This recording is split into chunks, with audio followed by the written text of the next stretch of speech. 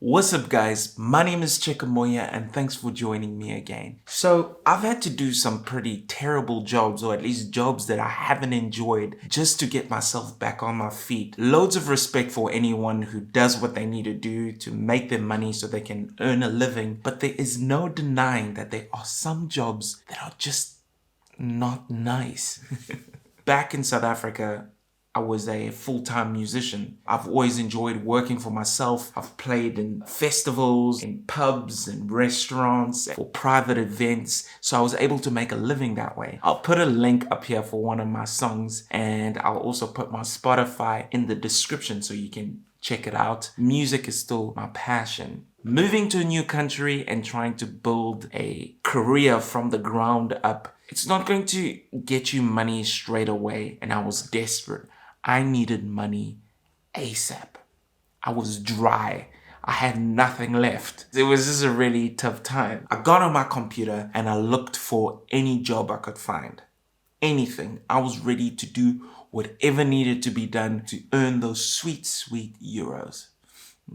So anyway, I did that, and the first job I got was a fundraising job. Not any kind of fundraising job, but a door-to-door fundraising job.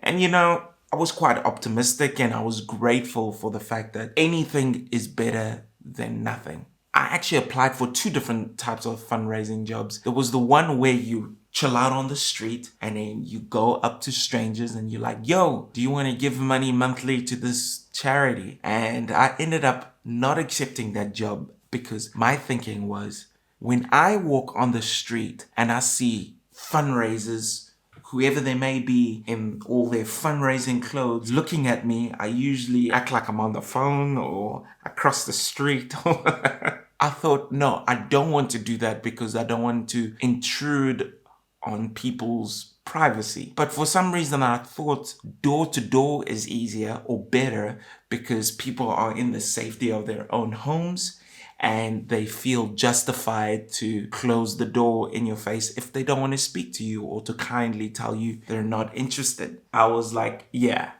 I'll give it a shot. No disrespect to people who do it, because the truth is it employs people and that's great. But I found myself morally confused because of the way the whole system works. I sign up to the charity or to the fundraising company that works for a charity. I decide that it's a good thing. I'm somewhat giving back to humanity by getting people to take part in giving money to charities. That's the one side, the kind of moral side of it. So that was all right. But there was a problem.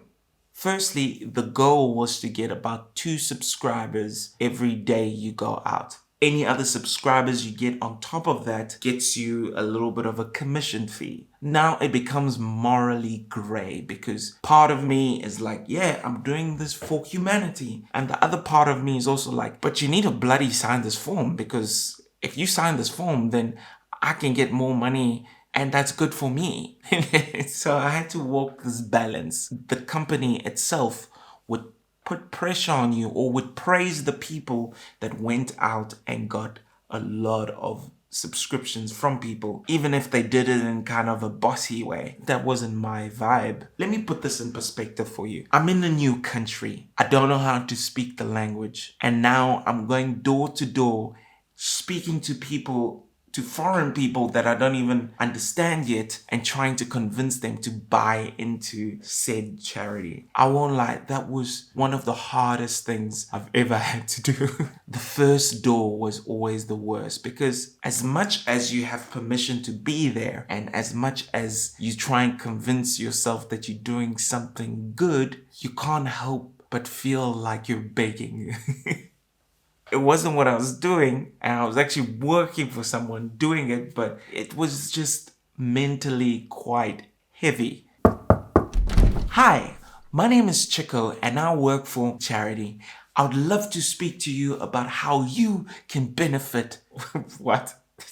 I would like to speak to you about how you can help change the world. depending on who the person is on the other side, they would either look at me and be like, okay, go on, or they'll just open up and be like, yeah. No, it was just a very difficult time, and I didn't last too long there. I think I worked about 2 months or so, or maybe 3 months, and it was just brutal. It felt really heavy, but at the same time, in my head, I was telling myself, I need to do what I need to do to just get myself on my feet, whatever it takes. People are so different.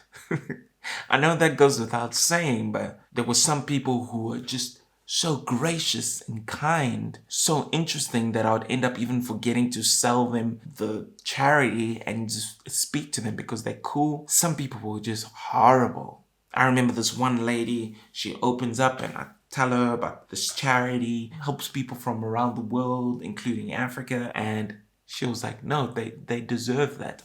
What? Good times, good times. But I got sick of it. I got on my computer once again. After having done the whole fundraising thing, I was like, anything would be better. So I started washing dishes in restaurants. Obviously, you do what you need to do to get yourself up on your feet. Washing dishes, it felt kind of peaceful actually, because I got to put in my earphones and just listen to music or comedy, but it would get super busy during lunchtime and I'll be running around and trying to put dishes in the trays and just like, oh, it was crazy. Ever since then, whenever I go to a restaurant, I always try and give the person a smile or a thumbs up because it's not easy. Anyway, I did that for a little bit of time and it wasn't the greatest, but it was still better than fundraising for me, but I still wouldn't want to do it again. If you've gotten this far into the video and you're enjoying listening to me, enjoying my stories, would you mind giving me a like and subscribe to my channel? I'm really enjoying doing this and I would love to see the channel grow. Let me know down in the comments below what the worst job you've done is. There was another job I did, I think I disliked quite a bit. This particular job made me hate cycling. I've almost thrown my bicycle away. So I ended up working for a food courier, delivering food via cycling. I thought this was a good idea. I thought this was a good opportunity. I'll tell you what, there are some people who do really well at this. You see, these people are really clever. They're either really good cyclists and they're fit, extremely fit, or they've got a motorized something, which I didn't know about. I mean, I guess there were two good things about doing this job. Number one, and most importantly, is I started to get pretty fit and my legs became like this big. Number two, it allowed me to listen to hours of music. It kind of redeemed the whole going into people's apartments. Instead of asking something from the people behind the door, I was giving them something, and some people seemed pretty grateful when I was like, here's your food. So that was alright, but that shit was tiring. Depending on what food courier company you work for, they've got different ways of running their company. The one that I worked for, how it works is you accept a shift on an app. You arrive into town and you push the button saying that you've arrived on time. An order comes through. Okay, cool. You push on the order and it tells you that you need to cycle to some part of the city to collect food from some place. Say McDonald's. You cycle there, it's a kilometer away. You arrive at McDonald's, you collect the food, you push on the app once again, and then the app then reveals where you need to go to deliver the food. Sometimes you get lucky. Sometimes the place where you need to deliver food is literally just 100 meters down the road. But sometimes it can be another 2.5 kilometers back the way you just came up a hill. So you go all the way there and you deliver the food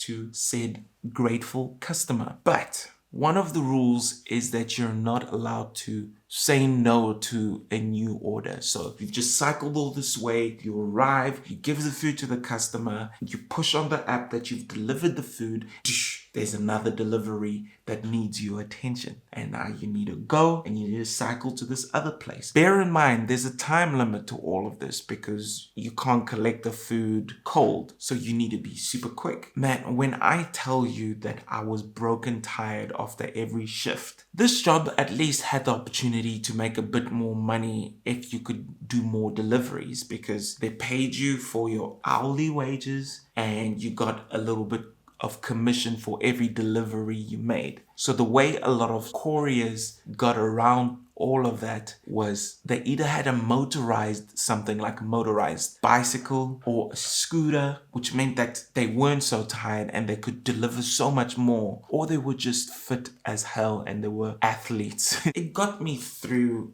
a particularly difficult time, but you know things are bad when you're daydreaming about washing dishes.